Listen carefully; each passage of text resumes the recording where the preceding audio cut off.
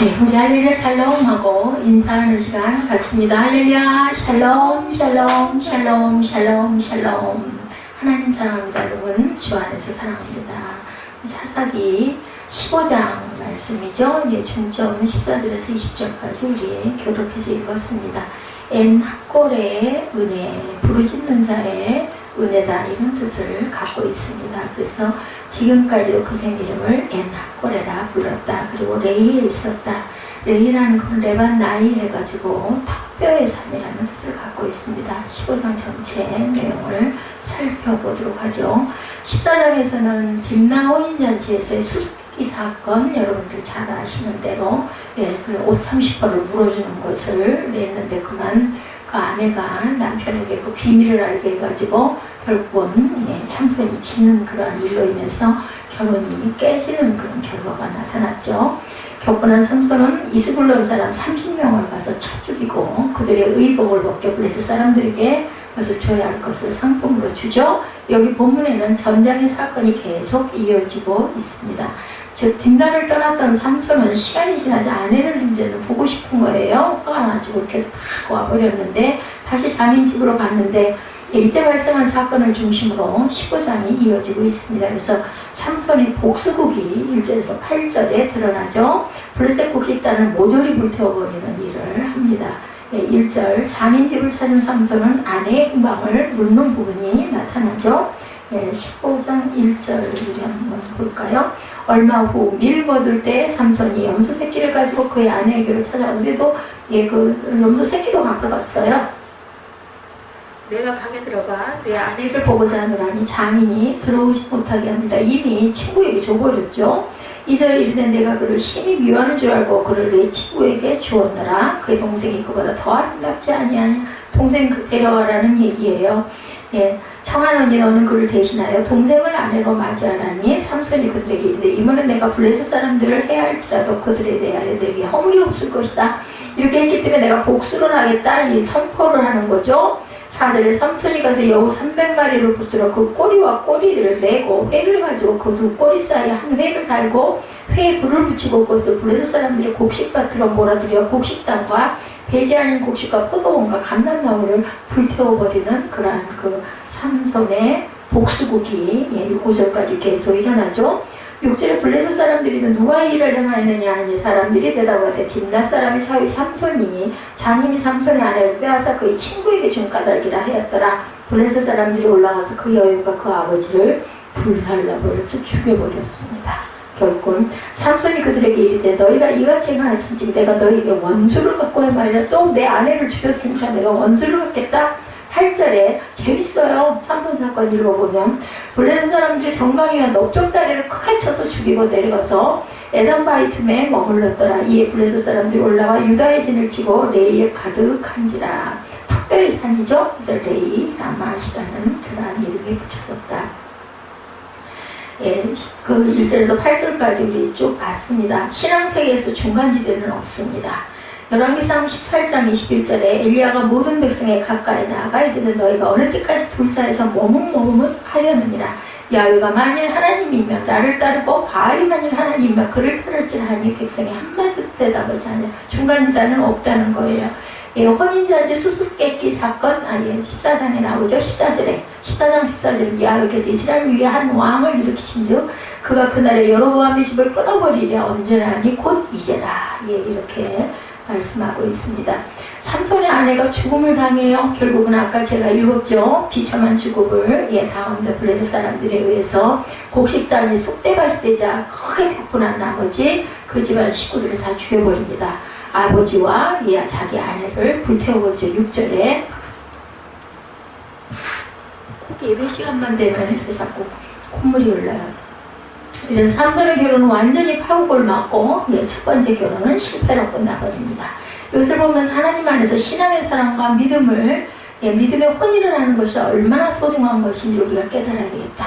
결혼은 믿는 사람들, 신앙이 같은 사람들, 신앙이 같아도 결혼 생활을 하다 보면 또 한쪽이 시험에 들기도 하고 사단이 역사를 하기도 하죠. 그걸 서로 붙들어주면서 격려하면서 함께 가야 됩니다. 어려운 일이죠. 그러므로 우리는 어떤 모양으로든지 믿음의 혼인을 통해서 신실한 가정을 이루어야 할 책임과 사명이 분명히 있다. 먼저 믿은 자가, 먼저 은혜 받은 자가 그 가정에 전도사가 돼가지고 열심히 끌고 가야 됩니다.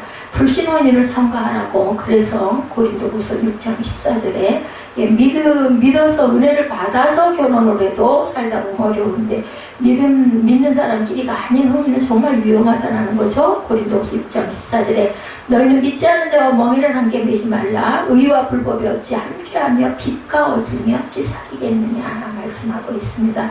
부모의 교훈에 귀를 기울여라. 에베소서 6장 1절에 자녀들아 주 안에서 너희 부모에게 순종하라. 이것이 옳으니라 말씀합니다.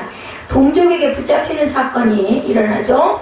블레셋 군사들이 이스라엘 마을을 급습합니다. 삼손으로 인해 블레셋 지경이 한 마을에 쑥대밭이 되자 블레셋은 도무지 이를 묵과할 수가 없어서 블레셋에서 군대를 동원해서 삼손을 응징하려고 합니다. 상황이 이 정도 되자 삼손이 은신해 있는 에담 지역 주민들은 또한 큰 위기감에 빠져요. 삼손이 있음으로 인하여 이 지역은 이제 완전히 여기다 피가 나가야겠다 이제 두려웠겠죠.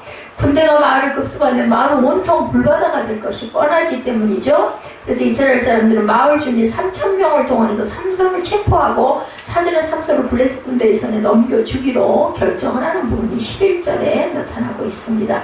우리도 쭉 읽어볼까요? 11절부터 유다 사람 3,000명이 에담바의 틈에 내려가 삼손에게 이르되 너는 블레셋 사람이 우리를 다스리는 줄 알지 못하느냐. 블레셋 사람들의 수하에 있었던 거예요. 이스라엘 사람들이 내가 어찌하여 우리에게 이같이 행하였느냐 하니 삼손이 그들에게 이르되 그들이 내가 행한 대로 나도 그들에게 행하였노라 아니라. 12절에 그들이 삼손에게 이르되 우리가 너를 결박하여 블레셋 사람의 손에 넘겨주려고 내려왔노라 하니 삼손이 그들에게 이르되 너희가 나를 치지 아니하겠다고 내게 맹세하라 하매 그들이 삼손에게 말하여 이르되 아니라 우리가 다만 너를 단단히 결박하여 그들의 손에 넘겨줄 뿐이요 우리가 결단코 너를 죽이지는 아니하리라고 새 밧줄 둘로 결박하고 화이트에서 그를 끌어내리라. 삼손이 레이의 이름에 블레셋 사람들이 그에게 마주나가는 소리 지를 때 야훼 영이 삼손에게 갑자기 임하시매 그의 팔 위에 밧줄이 불탄산과 같이 그의 결박됐던 손에서 떨어진지라. 삼손이 나귀의 새 턱뼈를 보고 손을 내밀어 집어들고 그것으로 1,000명을 죽이고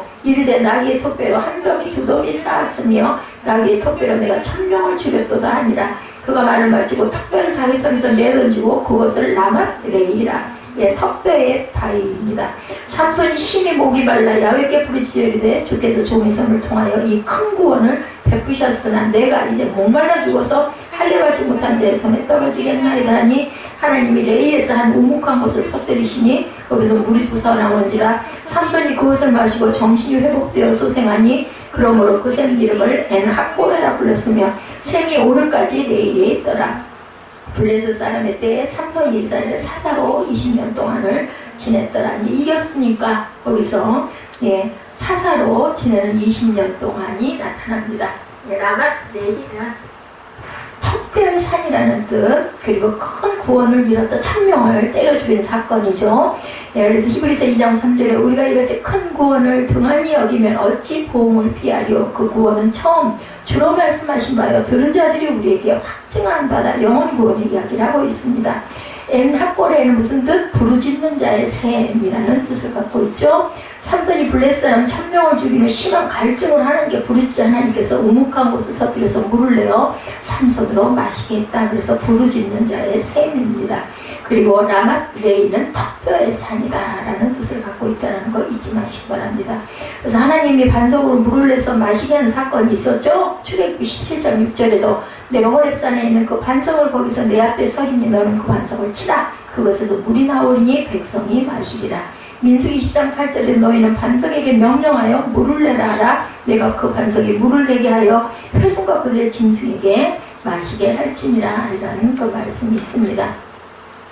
이 내용이 전체 내용이죠. 삼손의 아내가 죽음을 당하고 가족이 죽음으로 인하여서 삼손이 복수를 하고 그러다 보니까 블레셋 사람들이 이스라엘을 다스리는 때였기 때문에 그 동네 사람들이 너무너무 겁이 나가지고 삼손을 묶어가지고 그들에게 데려다 줬는데 하나님의 영이 임하셔가지고 밧줄이 그냥 뭐 나무 줄기처럼 그냥 두두둑 떨어져 나가서 턱뼈를 가지고 1,000명을 죽인 사건이 바로 오늘 내용의 전체입니다.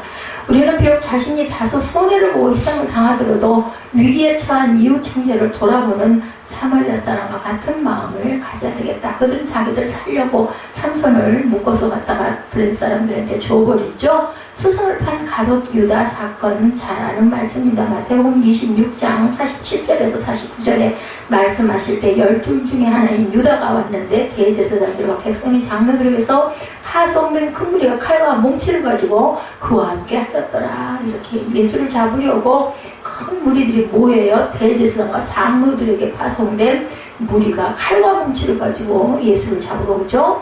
48절에 예수를 파는 자가 그들에게 군호를 짜리려 내가 입맞추는 자가 그의 그를 잡으라 한지라. 이스라엘 풍습에는 인사할 때 입을 맞추는 풍습이 있었다는 걸 알겠죠. 49절에 곧 예수께 나와 랍비여 안녕하십니까 하고 입을 맞췄어요. 그 사람이라고 얘기했기 때문이죠. 이웃을 돌아본 선한 사마리아 사람, 우리가 너무 잘 아는 말씀입니다. 누가복음 10장 33절과 36절에 어떤 사마리아 사람은 여행하는 중 거기 이르러 그를 보고 불쌍히 여겨 내 생각에는 이 세 사람 중에 누가 강도 만난 자 이웃이 되겠느냐. 사마리아 사람이죠. 삼손이 동족에게 이렇게 해서 사로잡힙니다. 묶어서 데려다 주는 바람에 11절에서 13절에 오늘 보면 증거하죠. 이스라엘 사람들은 3,000명을 파견하여 삼손을 사람 하나를 잡으려고 3,000명을 파견했습니다. 그러나 삼손은 이런 위기 상황에서 동족 이스라엘 백성들을 해치지를 않았죠. 순순히 동족의 손에 묶여 블레셋 사람들에게 넘겨집니다. 그것을 안 하겠다고 얘기를 하지 않죠. 이런 삼손의 희생적이고 헌신적인 태도는 동족을 팔아넘겨 자기 생명을 건지겠다는 당시 이스라엘 사람들의 비겁하고 이기적인 자세와는 굉장히 달랐다. 그거 잡아가지고 묶는다고 묶는 것을 싸우질 않았다는 얘기예요. 그냥 묶여서 갔다라는 얘기죠. 그랬더니 하나님의 영이 임하시죠. 주님의 희생적인 사랑에 대해서 빌립보서 2장 5절에서 7절 우리가 잘 아는 말씀이죠. 너희 안에 이 마음을 품으라. 곧 그리스도 예수의 마음이니 그는 근본 하나님의 본체이신 하나님과 동등됨을 취할 것으로 여기지 아니하시고 자기를 위하여 종의 형체를 가지사 사람들과 같이 되셨고 또는 사람의 모양으로 나타나서 자기를 낮추시고 죽기까지 복종하셨으니 곧 십자가에 죽으심이라. 이 복종하신 거로 인하여 우리가 구원을 얻고 그 다음에 부활의 영광을 차지하게 됐죠. 잘못된 사랑에 대해서 디모데후서 4장 10절에 배많은 이 세상을 사랑하여 나를 버리고 데살로니가로 갔고 그레스게는 갈라디아로 디도는 달마디아로 갔다 이야기를 합니다. 나를 버리고 갔어요. 대만은 세상이 너무 좋아가지고 못 견뎌서 단신으로 블레셋 군대를 물리치죠. 그래서 혼자서 하나님의 영이 임하셨기에 1000명의 블레셋 군대를 쳐 죽인 사건이 15절에 나타납니다. 포갑되어 블레셋 군사 앞에 끌려나간 삼손은 블레셋 사람들이 자기에게 나오는 순간 하나님의 영의 신의 감동을 받죠. 삼손은 결박을 끊어버리고 나귀의 턱뼈로 1000명의 블레셋 군대를 삽시간에 쳐 죽이는 사건 16절에 이처럼 하나님이 함께하는 백성, 하나님이 도우시는 자는 인간의 상식으로는 상상도 할 수 없는 놀랍고 위대한 일을 이루어냅니다. 삼손의 괴력에 대해서 사세기 14장 19절에 증거하죠. 야훼의 영이 삼손에게 갑자기 임하시니 삼손이 아스글론에 내려가 그곳 사람 30명을 쳐 죽이고 노략하여 수수께 튼 자들에게 옷을 주고 심히 노하여 그의 아버지의 집으로 올라갑니다. 하나님의 능력이 마가복음 10장 27절에 예수께서 그들을 보시며 이르시되 사람으로는 할 수 없을 때 하나님으로는 그렇지 아니하니 하나님으로서는 다 하실 수 있느니라 이렇게 고백합니다. 하나님께 도움을 요청하죠. 18절에 블레셋 군사들을 쳐 죽인 삼손은 광야에서 그 갈증을 느껴서 죽을 지경이에요. 정말 우리가 생각할 때 무슨 갈증 좀 난다고 그렇게 죽겠는데 진짜 물을 못 먹으면 정말 갈증 때문에 지금 목이 딱 말라붙죠. 그런 일이 수술 후에 그런 느낌을 저는 받았던 적이 있습니다. 이렇게 사람은 큰 일을 능히 해내면서도 사소한 일에 시험에 빠지기도 쉽다. 큰 일은요, 큰 결심을 하기 때문에 그래도 견딜만 한데 벼랑간에 닥친 작은 일로 우리가 당황하고 그것으로 인해 제가 느낀 거는 두려움을 없애야 되겠다는 마음입니다. 일상생활 속에서나 아니면 제가 늘 운전 그 길을 잘 못 보니까 항상 보면은 내가 두려움으로 인해 오히려 사고가 나요. 어떤 그 실수를 하게 되더라고요. 그래서 절대로 뒤에 일어날 일에 대한 걸 미리 염려하는 부분을 비워야 되겠다. 제가 그런 성격이 좀 있거든요. 이 예견을 하는 거 이렇게 되면 이렇게 될 건데 이렇게 되면 어떡하나. 이러다 보면 막 자신이 없고 눈치를 보게 되고 마음이 움츠러들고 겁을 내게 돼요. 그 부분을 비워야 돼요. 왜? 우리에게는 백이 있잖아요. 하나님 백. 내가 온전하게 바르게 하나님의 그 우편에 서서 하나님의 뜻대로 내가 가고자 원할 때는 절대로 겁낼 일이 없습니다. 죽을 일은 없어요. 세상에 다 살아가게 마련입니다.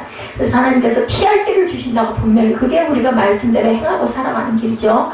이런 성도들이 위기와 시련 앞에서 순결을 하는, 아니 내가 죽지 뭐 안 되고 죽는 것밖에 더 있어. 근데 내 마음대로 죽을 수는 없어요. 하나님이 이것도 죽으라고 허락을 하셔야 죽는 거기 때문에 안 되면 내가 죽기밖에 더 하겠느니 이만 가지면 절대로 겁날 게 없습니다. 가볍고 사소한 유혹과 타협 앞에서도 쉽게 넘어가지 않는 것이 바로 이러한 이치이다. 그러게 우리가 항상 깨어있고 사소한 일에 실족하거나 신앙을 상실하는 슬픈 일을 당하지 않도록 담대한 믿음을 갖고 믿음으로 입술로 선포하고 나가야 됩니다. 깨어 경성하라고 마태복음 25장 13절에 깨어있으라 너희는 그날과 그때를 알지 못하느니라.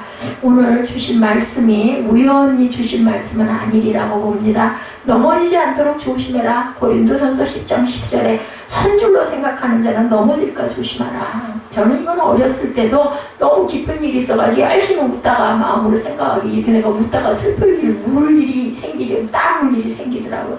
이런 생각 자체를 비워야 되는 거죠.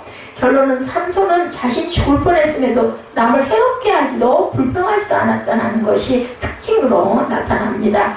오늘날 자기의 잘못조차 남의 탓으로 돌리는 이기적인 사람들이 굉장히 많죠. 오히려 적반하장이 얼마나 그게 기가 질리는 거예요. 저는 차라리 글쎄 제 생각엔 그래요. 잘못한 건 알잖아요. 내가 그게 좋아, 너무 좋아. 그렇지만 그게 옳지는 않아. 뭐랄까 그냥 산자의 시선으로 볼 때도 이게 내가 잘못된 부분이 있다라고 인정을 하면 그냥 그럼 난 그 부분 너무 미안하고 그래 이거 온전치 않지만 난 이게 너무 좋아서 이 길로 갈 거야. 차라리 그러면 어느 정도는 인정을 할 것 같은데 그것까지도 자기 정당화를 하는 부분 때문에 제가 그걸 못 비웠는데 맞아요. 오늘 그 오셨던 목사님하고의 그 대화를 통해서 뭐 다른 건 다 필요 없고 그걸 모르니까 아니면 억지로라도 뛰어다 붙여서라도 그걸 알고 하면 그렇게 안 한다는 거죠. 그 마음 자체조차도 내가 비워야 되겠다. 그래서 그 목사님은 그러다 보면 병이 걸리고 그거는 이미 저는 넘어섰거든요. 이제는 그걸 왜 이렇게 인정을 안 할까 하는 마음을 비워야 되겠다라는 생각을 결론적으로 했습니다. 하나님이 살아계시니까 제가 심판대 앞에 가서 그 얘기를 했더니 대한민국에 있는 목회자들이 거룩하신 하나님의 이름을 들어가지고 하나님 심판대 앞에서 어쩌고 한다면 그 다음에 읽질 않았어요. 시험 될까 봐서 아예 그쪽 카톡은 앞에 있는 떠있는 글자만 보니까 이렇게 나왔더라고요. 자기한테 본인한테 얘기를 한 거거든요. 무슨 대한민국에 있는 무슨 목사들이고 그들 왜 찾아 본인에게 한 얘기인데 성경에서 가장 극적인 드라마틱한 삶을 산 사람을 꼽으라고 하면 사람들은 삼손을 첫 손가락에 꼽는다고 합니다. 그 인생은 평범한 사람 인생에서 찾아볼 수 없는 극적인 요소들이 너무 많고 극적인 요소가 많다 보니까 기적적인 그러한 그 요소들이 많다. 제가 그 목사님한테 초기에 그랬다네요. 그때 같이 차를 탄 일이 있었어요. 제가 그 목사님한테 하나님의 음성을 들으셨습니까? 그 양반 참 기억력도 좋아요. 저는 잊어버렸는데. 근데 그 말을 듣고 가만히 생각을 해보니까 얘기했어요. 그래서 뭐라 그러냐면 특히나 여자 목사님들이 예수무당들이 많다는 얘기를 은근히 비춰서 꺾고 근데 저는 들었거든요. 제가 그거를 착각으로 들었든 환청으로 들었든 그걸 알 수 없지만 분명히 기도 중에 하나님께서 말씀하신 음성을 저는 들었습니다. 딱 마음에 오는 우리 방언기도 열심히 할 때 마음에 오는 감동으로 분명하게 말씀하셔서 너는 목사가 될 것이다 얘기를 하셨어요. 목사가 돼가지고 지금 우리 알잖아요. 다 우리 그 세빛 가족들은 알잖아요. 뭘 했는데 한 게 아무것도 없잖아요. 정말 내세울 게 아무것도 없고 인데도 하나님께서는 분명히 뭔가 뜻이 있으실 거예요. 하다못해 우리 가족 중에 한 명만이라도 영원히 구원되고 그리스도 크게 쓰일 수 있다면 크게 쓰인다는 거 막 유명해지고 크게 쓰이는 게 아니죠. 하나님 뭔가 뜻이 있으니까 믿는 가정 모두의 가정들에게 교회를 세워주시지는 않아요. 예? 뭐 그게 정말 나머지 식구들에게 그게 어떤 불이익이 되고 무게가 되고 그죠? 힘이 들고 어려움이 있어서 원망 불평이 당연히 있을 수 있겠지만 하나님의 큰 그림 안에 분명히 있었으니까 이제 제가 뭐 일부러 억지로 아닌 걸이다라고 하면서 제가 어떻게 강단해서 그럴 수가 있겠어요. 오늘 뭐 그분을 통해서 들으면서 동의되는 부분도 있었지만 아닌 부분이 3분의 2였습니다. 근데 뭐 그걸 제가 뭐 논쟁을 할 필요도 없고 저는 그럴 만한 말재주도 가다가 증명할 수 있는 그런 것도 없기 때문에 그냥 들었는데 듣다 보면 결론적으로 뭐냐면요. 말을 많이 하면 결론은 뭐냐면 나 잘났어가 되더라고요. 그분의 뜻은 그 뜻은 아니야. 근데 계속 듣다 보면 자기 주장이 뭐 100에 99%이다 보니까 결국은 들어주는 사람이 생각할 때는 진짜 당신 잘난 체를 하는구나. 그래서 은혜가 아니다. 조심해. 이렇게 그분을 상관할 일이 아니라 내가 어딜 가면 정말 조심해야 돼. 이게 옳고 이걸 피력하고 그러면 아마 그 은사를 받은 것 같아요. 그러니까 이렇게 막 가르치겠죠. 무슨 뭐 자기 뭐 건강에 대한 강의도 한다 그러면서 뭐 시간 있으면 와서 들어보면 딱 제 수용하는 시간이더라고요. 그래서 뭐 대여섯 명 같이 모여가지고 주의적이 맞아요. 그 말은 맞습니다. 영혼, 육도 중요하다는 거지. 영도 중요하고 혼도 중요하지만 몸이 건강해야 뭘 할 수 있죠. 아니 목사가 아파가지고 꼭 저들으라고 하는 소리가 아파가지고 길길거리면서 설교한답시고 설교단에 올라가면 누가 그걸 믿겠느냐는 거죠. 근데요. 그걸 모르는 거야. 그 양반은 육신의 연약함을 뛰어넘는 영적인 충만함이 또 있거든요. 내가 괴롭고 힘들음에도 불구하고 은혜를 받으면 또 그건 또 엄청난 힘을 발휘하는데 내 몸이 약하지만 우리 원무팀장 말씀하다나 아니 어떻게 그렇게 열심히 그렇게 열정적으로 설교를 그렇게 힘있게 하시느냐. 보는 사람이 또 볼 때는 또 그렇게 보이기도 제가 아무리 몸이 연약한 부분이 있지만 그래서 근데 정말 중요한 건 건강할 때 건강은 지켜야 되고 몸을 다스려야 됩니다. 왜냐하면 우리 육신도 하나님께서 주셨어요. 물론 부모를 통해서 낳고 내가 그걸 유지하고 건강을 유지하고 왔지만 그 근본은 본체 하나님이시거든요. 우리 몸을 만드신 분은. 그렇기 때문에 네 몸이 성전이에요. 우리 안에 성령이 계시기 때문에 그래서 우리 성전도 잘 관리하는 건 맞긴 합니다. 근데 어떤 질병을 통해서 그걸 극복하면서 또 하나님 일을 하는 종들도 많으세요. 그 건강 잃어버려가지고 그럼 뭐 건강 잃은 사람들은 뭐 다 그냥 그 자리에서 그냥 코박고 죽어야 되나? 그거는 아니죠. 바울 같은 사람도 자신에게 질병이 있었지만 3번 기도를 했지만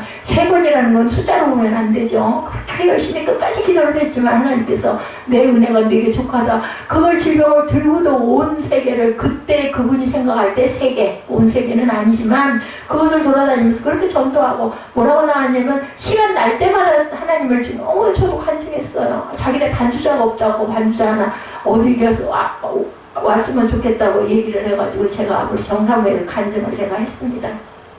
입술로 고백하고 하나님이 그 교회에 필요하다라고 여기 우리가 반주자 그 금액을 줄 수가 없어가지고 두 사람이 있다가 이걸 이제 헌납한 부분 그 다음에 이제 왔었던 그 보라 자매 부분 얘기를 하고 그 다음에는 반주자가 없었는데 사무엘이 박자도 안 맞게 쳐가지고 시끄럽다고 했지만 저는 그냥 이름을 정사무엘에 올렸더니 3, 4개월 후부터는 반주를 고치면서 지금은 반주를 하고 있다고 이야기를 했습니다.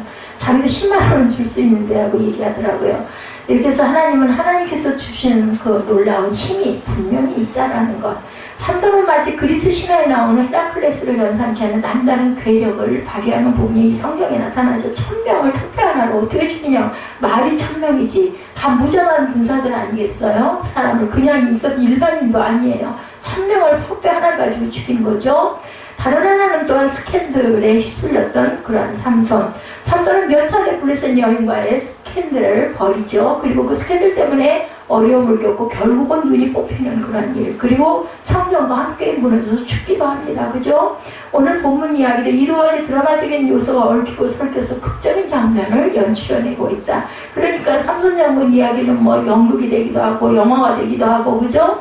드라마틱하기 때문에 이런 부분들은 많이 사용이 되죠. 14장부터 쭉 제가 말씀드렸지만 삼손이 뒷면하는 곳에 한 블레셋 여인을 마음에 품게 되었었죠. 14장에 부모의 반대를 무릅쓰고 감행을 합니다. 결국 삼손이 부모를 설득해서 함께 뒷나로 가서 결혼 그 잔치를 열게 되죠. 삼손이 결혼잔치에 참석한 사람들에게 수수께끼 내게 한 거 14장에 나타나죠. 그런데 아내들 여인의 배신으로 수수께끼에서 지게 되고 화가 난 삼손은 보면 블레셋 사람 30명을 죽여서 빼앗은 것으로 그 빚을 갚죠. 자기 집으로 가버립니다. 그죠? 그 신부 놔두고. 이때 이 여인의 부모가 삼손이 자기 딸을 버렸다고 생각해서 하는 남자에게 주고 말죠.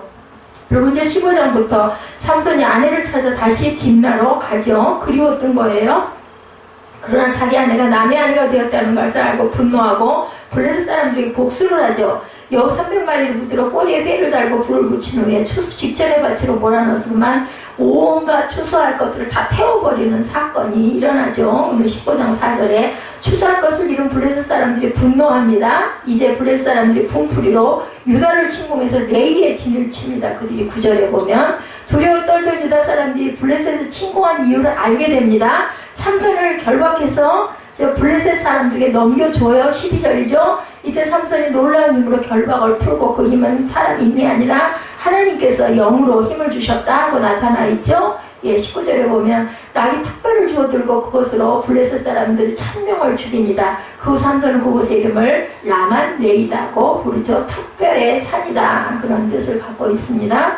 하나님께서 그의 기도를 들으신다. 그리고 목이 너무 말라가지고 기도하죠. 너무 목말라 죽겠어요. 19절에 보면 삼손이 그 물을 마시고 갈증을 풀고 그 샘의 이름을 엔핫골에다 하고 이야기를 합니다. 부르짖는 자의 샘, 부르짖어서 그 전에는 그때 그 모습을 이렇게 그대로 표현해가지고 이름을 지었던 것 같아요. 20절에 블레셋 사람들의 때 삼손 이스라엘의 사사로 20년 동안 지냈더라. 이렇게 끝이 납니다.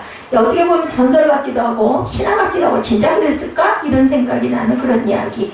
이야기는 하나님께서 특별한 시기에 특별한 사람을 통해 어떤 방법으로 특별한 방법으로 하나님의 백성을 구원하시는 이야기가 나타나 있습니다. 15장에. 그래서 평범한 그리스도인들의 삶 속에 일어나지 않고 일어날 수도 없는 어떤 이야기, 평범한 사람들에게는 일어날 수 없는 이야기, 이야기를 우리가 읽는 중점을 어디다 둬야 할까? 오늘 본문에서 전설처럼 어린이들이 있는 위인전의 영웅담처럼 그냥 읽고 넘어가야 될 것인가? 그렇지 않겠죠? 왜 성경에 이렇게 기록을 했겠습니까? 이 성경에 얼마나 많은 의견들이 많은데 그 중에서 삼손 이야기가 4전이나 할애를 해서 나타나는 데는 우리에게 큰 교훈이 있기 때문이지 않겠나.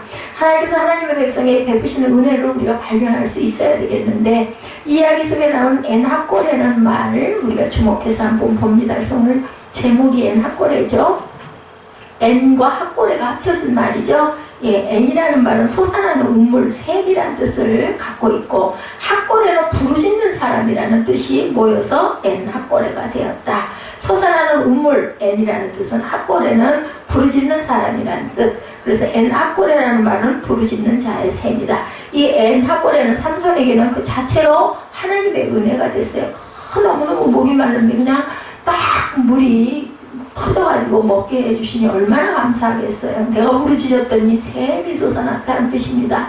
하나님께서 자기의 기도를 들으시고 선물로 그 시원한 물을 주셨다는 거예요. 물 안 먹으면 죽잖아요. 사람들 물이 생명같이 결이 되어 있습니다. 그리고 삼손이 엔핫골레를 통해서 풍성한 하나님의 은혜를 받죠. 삼손이 엔핫골레를 통해 받은 은혜를 한번 살펴봅니다. 첫 번째, 응답의 은혜입니다. 무엇보다 삼손이 엔핫골레를 통해 받은 은혜는 응답의 은혜였다. 18, 9절에 보면 삼손이 심히 목말라 야훼께 부르짖을 때 주께서 종의 손을 통하여 이 큰 구원을 베푸셨사오니 이렇게 시작이 되죠. 내가 이제 목말라지고 할례받지 못한 자들의 손에 떨어지겠나이다 하니 하나님이 레이에서 우묵한 곳을 터뜨리시니 물이 솟아와 나오는지라 삼손이 그것을 마시고 정신이 회복되어서 소생했다. 1000명을 죽였으니 얼마나 지쳤겠어요. 근데 이 물을 먹고 회복이 돼서 소생이 됐다라고 얘기합니다. 이게 뭐 생명수예요. 그죠? 삼손이 목이 말라 고통 중에 하나님께 기도했던 하나님께서 삼손의 기도를 들으시고 샘을 터지게 하셔서 갈증을 해소시켜 주신 사건입니다. 근데 이런 사건은 출애굽기에도 나타나 있죠.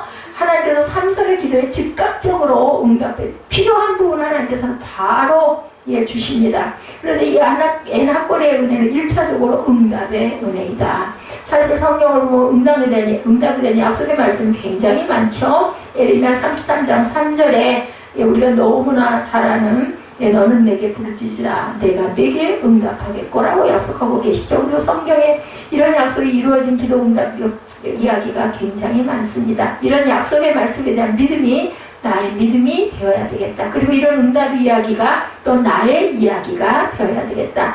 이건 역시 내가 노력한다고 되는 게 아니죠. 하나님의 은혜가 임해야 된다는 겁니다. 그런 이야기도 했어요. 은혜가 우리에게 닿지 않으면 아무리 내가 사람이 고치려고 해도 그거는 안 되는 거예요. 근데 중요한 건 그 성령의 역사하시는 때를 우리는 모른다라는 거예요. 분명히 우리가 기도했을 때 저 사람 변화시킬 거야. 근데 안 변해. 안 변하고 오히려 더 안 좋은 데로 가요. 그러면 이거 아닌가? 이지만 하나님께서 한번 작정하시면 언젠가는 분명히 우리가 때와 시를 모를 뿐이지 분명히 일하시고 사람이 변화시킬 수는 없지만 하나님께서는 변화시킨다는 우리가 믿고 가야 된다는 거죠. 한 장로님의 간증이에요. 6.25 때 북한에서 공산군을 피해서 월남하신 분인데 중학교 시절 고향집에 공산군이 들이닥쳤다고 합니다. 그런 일이 많았었죠. 그래서 이 사람은 모두 다 의용군에 끌려가고 하는데 숨었어요. 그 집을 막 그냥 수색을 하니까 숨을 자리가 없잖아요. 제일 잘 숨는 데가 그 곡식단 쌓아놓은 낫가리에 많이 숨었었거든요. 낫가리 속으로 급하게 숨었는데 공산군이 낫가리 구석구석을 칼로 쑥쑥 찔러보는 거예요. 거기에 이제 맞으면 죽는 거지. 근데 정말 구사일생으로 하나님이 보호하셔가지고 그 찔리면 당하지 않고 살아났는데 중요한 건 뭐냐면 공산군이 가지 않고 그 집을 아예 그 사람들이 캠프로 이용을 하고 머물러 있는 거야. 이 얼마나 배가 고프고 나올 수도 없고 어쨌을까요? 정말 그 생존 현상도 많았을 텐데 너무 배가 고픈 거야. 안에서 숨 죽이고 아무리 죽기 아니면 살기니까 견뎠겠죠. 그래서 시간이 흘러서 너무나 배가 고파가지고 있는데 높은 곳에서 까마귀가 막 깍깍하고 날아가더라는 거죠. 근데 하나님께서 까마귀를 보내셔서 엘리야를 먹이셨다는 성경 말씀이 생각이 났더라는 게 그때도 믿음이 있었던 거예요. 나중에 장로님이 됐지만 그래서 기도했다고 그래요. 하나님이 엘리야를 먹이셨던 것처럼 저도 좀 먹여주세요 하고 기도를 했다고 그래요. 근데 얼마 후에 마당에 든 암탉이 낫가리 안으로 들어와서 결함을 낳았다고 합니다. 그래서 따끈한 그 결함을 먹으면서 며칠 동안을 배고픔을 견디고 죽지 않고 살았다고 그래요. 이 암탉이 며칠 동안 매일 그래 그 낫가리에 들어와서 결함을 나누면 그거 까먹고 견디고 그거 까먹고 견디고 그 공산군들이 돌아갈 때까지 버틸 수가 있었다. 간증이에요. 이거는 하나님께서는 오늘도 우리에게 엔하골의 은혜를 부르짖는 자에게 은혜를 분명히 주시나. 근데 달라고 안 하면 안 주세요. 그것은 우리가 해야 할 바를 하게 하시는 하나님입니다. 아니 말 안 해도 아실 거 아니냐고. 그러면 너 이거 필요하구나 줄 수도 있잖아. 우리 부모들은 자녀가 얘기 안 해도 이 녀석 배고프겠네, 이 녀석 춥겠네 그렇거든요. 근데 하나님은 우리에게 선택의 자유를 꼭 주셨기 때문에 우리가 달라고 구해야 됩니다.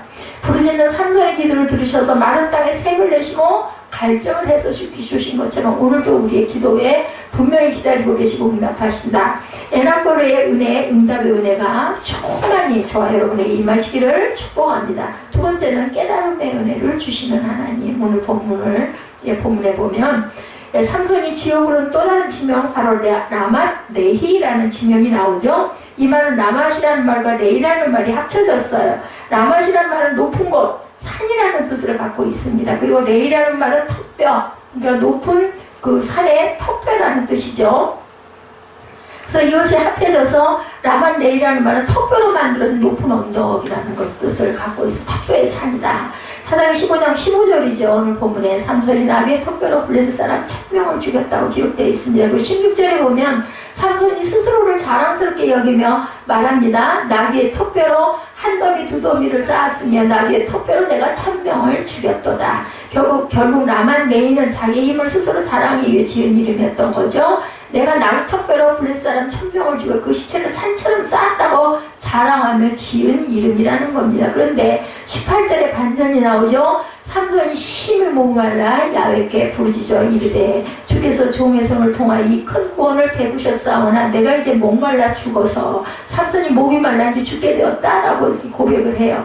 천명과 치열한 전투를 벌였으니 정말 상상을 할 수가 없을 정도로 저는 상상이 안 돼요. 천명을 죽인 것도 상상이 안 돼요. 얼마나 목이 말랐을까 이거는 알겠는데 실제로 제가 겪어보질 않았기 때문에 아무리 둘러봐도 물이 없는 거 이러다가 내가 죽어버릴 것 같다라는 위기감을 느낀 거죠. 삼손은 혼자서 1000명과 싸워 이긴 능력의 소유자 영웅 중에 영웅이에요. 그죠? 우리가 상상이 안 갈 정도로 그 누가 그리고 그 무엇이 삼손을 넘어뜨릴 수가 없을 것 같을 정도로 대단한 장수인 것은 분명합니다.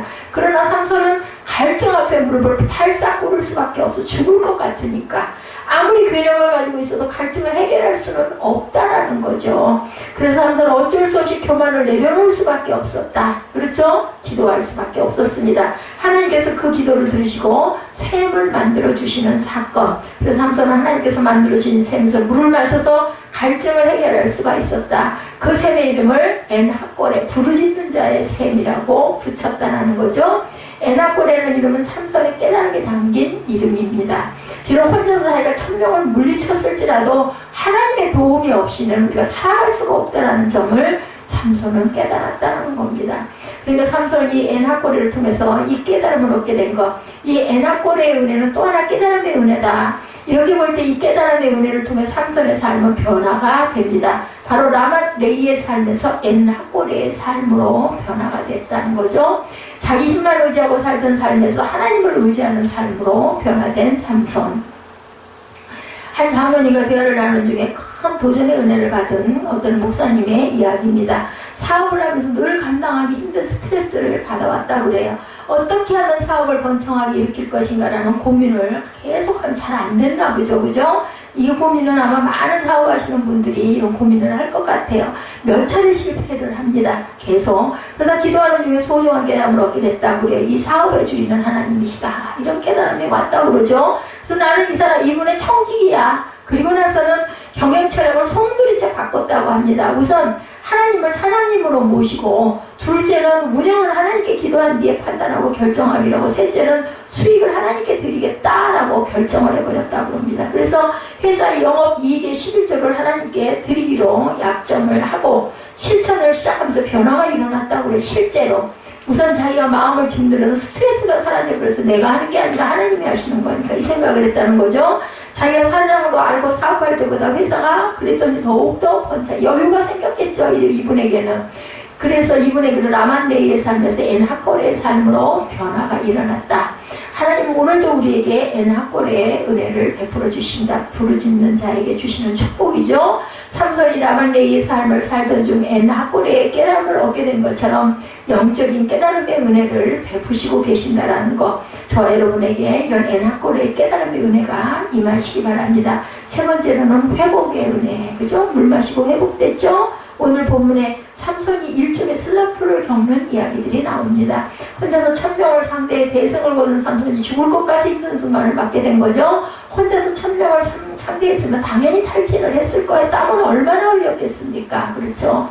모든 기력이 바닥이 났어요. 그런데 목마름이 밀려오지만 주변에는 마실 물이 하나도 없었고, 이 목마름이 탈진을 가중시켜서 죽을 것 같은 고통과 모든 것이 다 포기하고 싶은 그러한 절망을 느꼈을 때 삼손은 나신인의 삶이니 맡겨진 사명이니 앞으로 해야 할 비전이 이런 거 아무 생각도 안 났을 거예요. 나 죽을 것 같아. 그냥 딱 그거였을 것 같아요. 비슷한 이야기가 열왕기상 19장에 나옵니다. 엘리야 선지자가 혼자서 바알 선지자 450명과 아세라 선지자 400명과 갈멜산에서 영적 전쟁을 벌여서 대승을 거둔 이야기 여러분 아시죠? 여기도 850명이에요. 삼손은 1000명이었지만 엘리야는 혼자 850명을 상대해서 기도하고 영적 싸움을 싸우고 나서는 탈진하죠. 마침 그때 악한 왕비 이세벨이 죽이겠다고 뒤 추격을 해오는 부분 있죠. 이 협박이 탈진을 가중시켜서 견딜 수 없는 두려움으로 도망을 가서 로덴나무 아래서 나 이제 죽겠습니다 했던 사건 여러분 아실 거예요. 그러니까 이렇게 그런 구약의 흐름이나 뭐 몇 장 몇 절에 있는 것까지는 몰라도 이야기를 들으면 아 그런 사건이 있어 이거 알아야 오 그렇지가 되지. 모르면 도무지 은혜가 안 된다면 성경을 알아가야 된다는 거죠. 엘리야가 혼비백산에서 도망을 쳤고 로덴나무 아래에 하나님 앞에 죽기를 청합니다. 나 죽여달라고. 이 살려달라는 게 아니라 죽여달라고 기도. 뭐 도저히 살 소망이 뒤에서 막 무섭게 쫓아오고 있고 겁은 나고 두렵고 차라리 내가 죽으면 그냥 하나님이 나를 죽여주세요 하고 기도를 한 거예요. 그들한테 죽고 싶지가 않은 거죠. 오늘 사역자들이 이런 탈진들을 많이 겪습니다. 저도 수시로 이런 마음의 갈등이 얼마나 많이 오겠어요.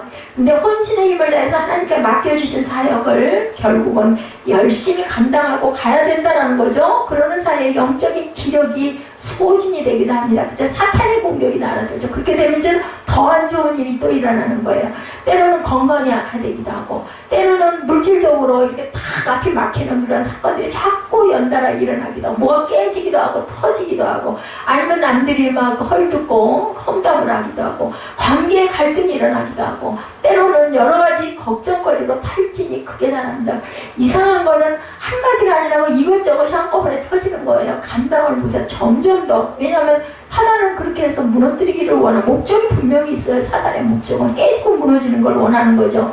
하나님께서 맡겨주신 것을 다 내던져버리고, 아이고 나는 이제 모르겠다, 그냥 차라리 그냥 죽는 게 낫지, 이런 생각을 할 때도 있다는 거예요. 더 이상 감당을 할 수가 없겠다는 두려움이 일어납니다. 오늘 본문에 하나님께서 이렇게 탈진 상태에 어려움을 겪던 삼손에게 엔하골의 은혜를 베푸시죠. 삼손이 그 은혜를 힘입고 다시 일어서는 그런 부분. 20절에 이스라엘의 사사로 20년 동안을 사역을 수행했다, 이렇게 기록됩니다. 뭐한 거에 승리한 거죠. 여러분들, 우리 신라반주에 만드신 그 윤한기 목사님, 학교도 세우셨고, 그죠? 유명한 가수였죠. 그리고 윤복희 씨가 또 그 동생이기도 합니다. 오래전 이야기입니다. 윤복희 씨가 남준 씨와 이혼을 하고 자기 집에 와 있으면서, 오빠네 집에 와 있으면서 밥도 안 먹고 시름에 잠겨 있더라고 합니다. 이러다 이 동생 죽이겠구나 생각이 들었다고 그래요. 그 윤한기 그 장모님이 목사님이시죠. 밥 먹으라고 사정을 하고 윽박질러 봐도 허사였다고 그래요. 그러던 중에 자기 아내가 금식 기도를 한번 해보면 어떻겠느냐라고 제안을 했다고 합니다. 그때만 해도 엉터리 신자였대. 본인이 윤한기 목사님의 이제 간증이에요. 제안을 받아들여서 3일간 금식을 시작을 했다고 그래요. 동생을 위해서. 근데 금식 기도 중에 하나님께서 영감을 주셔서 노래 한 곡을 작곡을 하게 됩니다. 그리고 금식 기도가 끝나자 거짓말처럼 동생이 밥을 먹고 기력을 회복하더라는 거예요. 그래서 금식 기도 중에 작곡한 노래를 동생에게 주었다고 그래요. 윤복희 씨에게. 동생이 그 노래를 부르면서 다시 회복이 됐는데, 바로 국제가요제에서 대상을 받게 됐던 여러분, 그게 바로 윤한기 그 목사님이 금식기도 하면서 하나님이 감동으로 주신 곡이었다. 얼마나 대단히 유명했죠. 아주 지금도 그 노래, 저도 그 노래 들으면서 찬양 같은 느낌이 들었어요. 내가 만약 괴로울 때면 내가 위로해 줄게. 하나님의 음성이죠. 내가 만약 서러울 때면 내가 눈물이 되리. 네 서러움은 내가 그 눈물이 돼서 흘려주고 닦아주겠다. 이 노래로 이 윤복희 씨가 회복되고 다시 일어설 수 있는 계기까지 하나님은 그냥 그것만 해결해 주시지 않아요. 그거에다 덤으로 더 좋은 것도 또한 붙여주시는 하나님입니다. 그래서 이 노래는 윤복희 씨에게 바로 엔하골의 은혜의 노래였다라는 간증이었다는 것이죠. 우리가 힘들어 주저앉을 때, 탈진해서 울고 있을 때, 죽을 것 같은 고통 속에 울부짖을 때 주님은 찾아오셔서 분명히 우리의 손을 붙잡아 주시죠. 그리고 엔하골의 은혜, 회복의 은혜를 분명히 주신다라는 것. 구하는 손이 작고 구하는 목소리가 짧고 우리가 정말 절실하게 구하지 않기 때문이지, 정말 절실히 매달려 구하면 하나님께서는 분명히 가만두지 않으세요. 하나님의 나라를 위한 일이면 더더군다나 저와 여러분의 이런 엔하골의 은혜, 회복의 은혜가 있으시기를 주님의 이름으로 축복합니다. 우리는 삼손에게 임한 엔하골의 은혜를 살펴봤죠. 삼손이 이 은혜 없이 살 수 없었던 것처럼 우리도 하나님의 은혜 없이는 한순간도 살아갈 수가 없다는 것, 우리에게 엔하골의 풍성한 그런 은혜가 중추절이 곧 내일 모레로 다가왔습니다. 중추절에 아주 예쁜 보름달처럼 맑은 하늘이 열린다 하더라고요. 요즘에는 비가 오고 있지만 그런 은혜가 충만하시기를 주님의 이름으로 축복합니다.